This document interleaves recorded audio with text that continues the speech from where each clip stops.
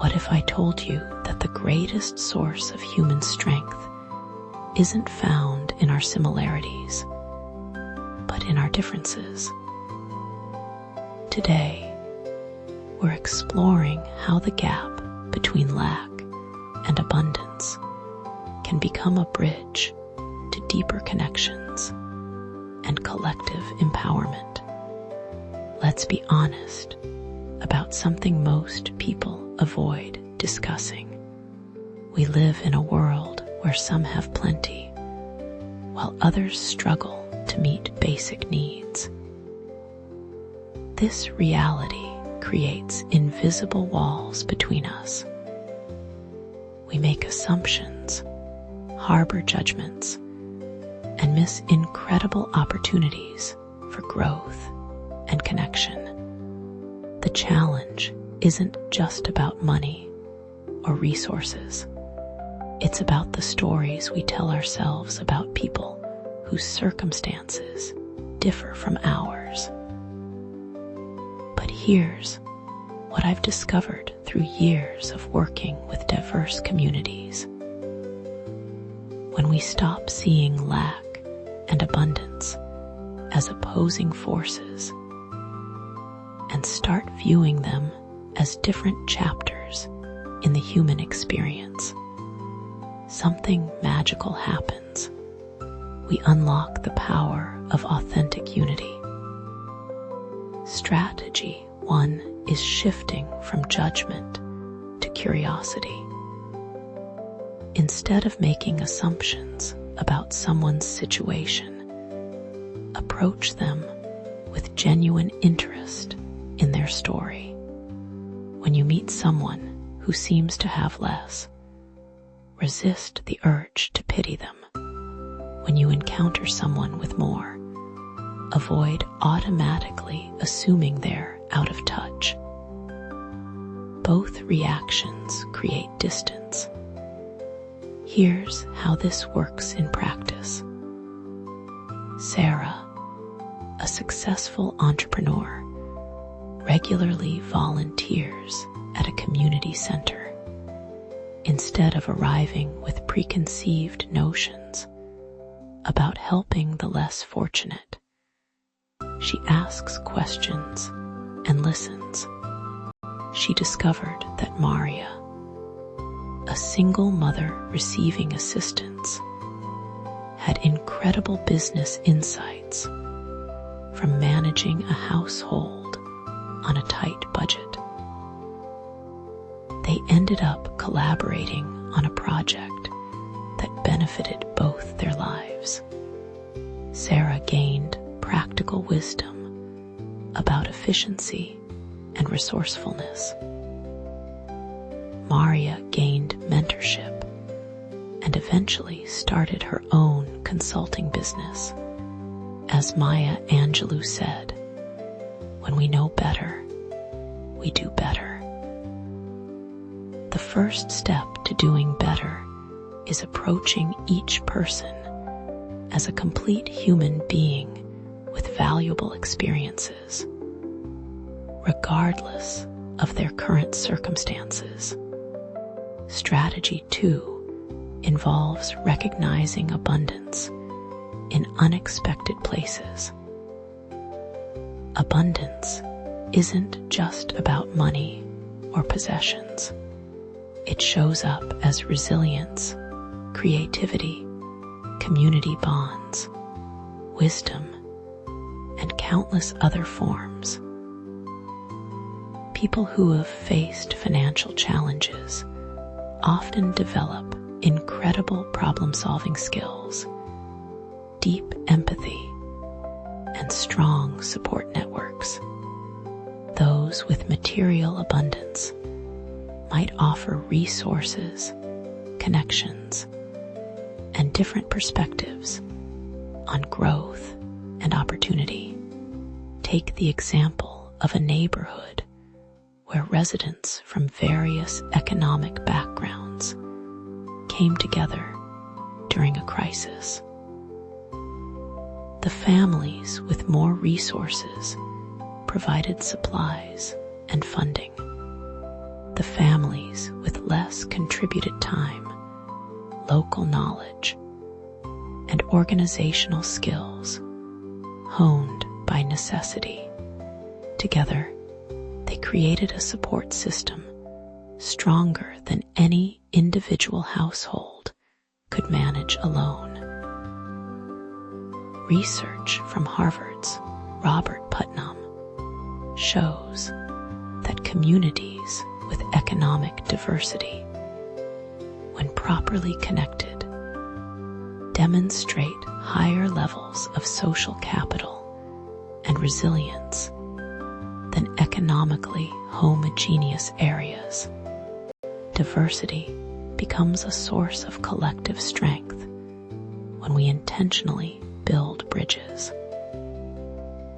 Strategy 3 focuses on creating shared experiences that transcend economic differences. When people work together toward common goals, economic disparities become less significant than shared purpose. Community gardens, skill-sharing workshops, neighborhood improvement projects, and collaborative art initiatives create spaces where everyone contributes according to their abilities and interests. Consider the story of a community center that started a tool library. Residents could borrow equipment instead of buying items they'd use occasionally. People with workshop space offered storage. Those with mechanical skills provided maintenance. Families with tight budgets gained access to resources. Everyone saved money and built relationships. The project succeeded because it addressed a universal need while leveraging diverse contributions. Strategy 4 emphasizes the power of mutual learning. Every person has knowledge worth sharing, regardless of their financial situation.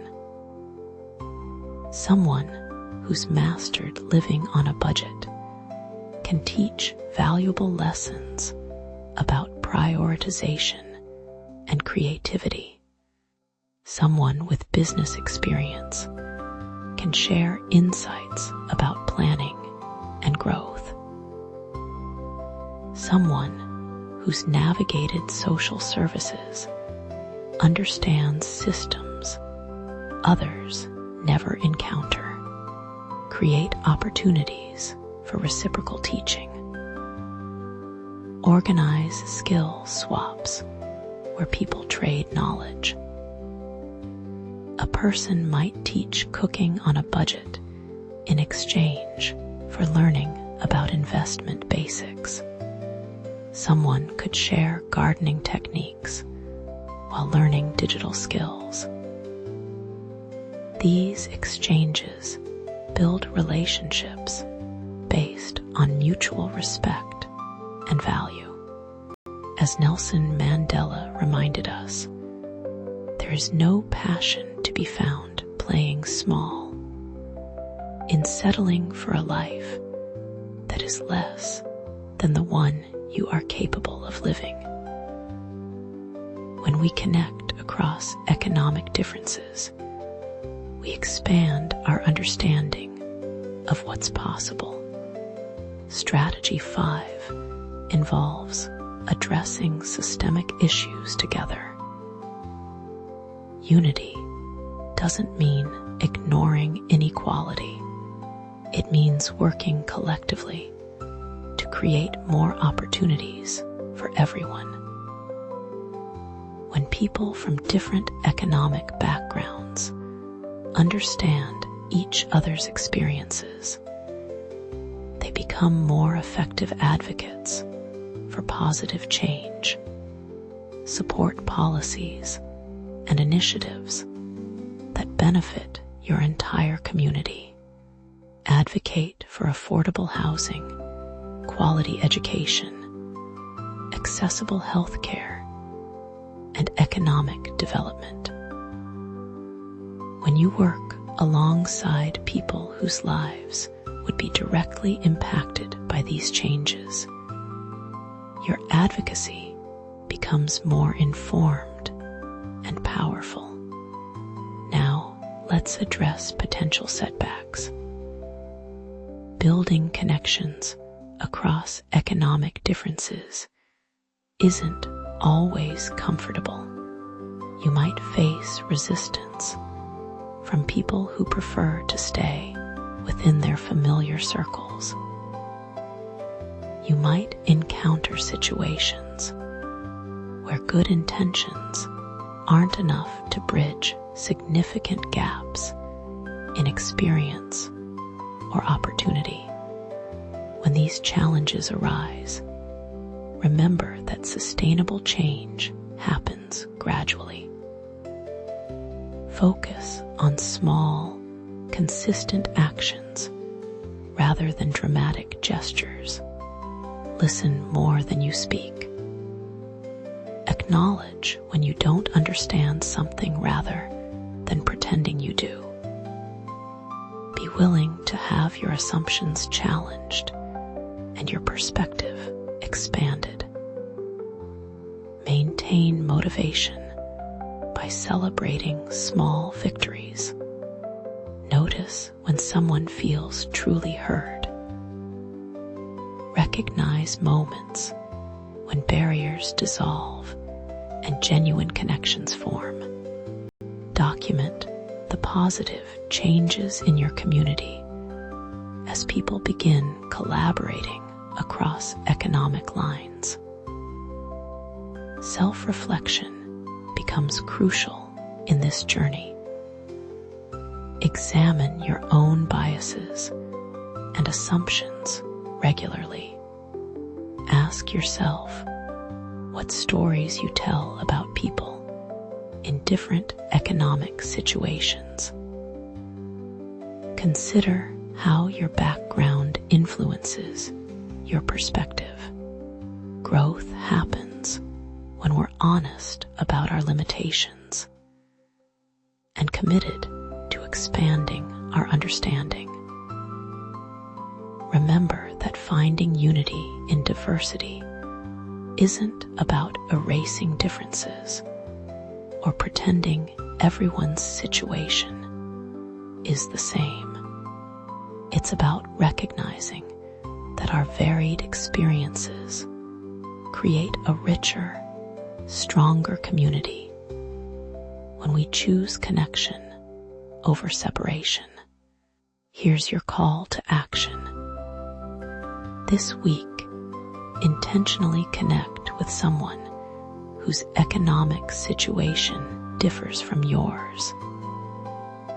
Approach them with curiosity rather than assumptions. Look for ways to learn from each other. Identify a shared interest or goal you could pursue together. Start a conversation. Join a community project. Volunteer for an organization that brings diverse people together. The specific action matters less than your commitment to building bridges. Your differences aren't obstacles to overcome. They're resources to share. When lack and abundance come together with intention and respect, they create something more powerful than either could achieve alone. Unity in diversity isn't just an ideal. It's a practical path to personal growth and community strength. The bridge between different worlds starts with your willingness to take the first step across.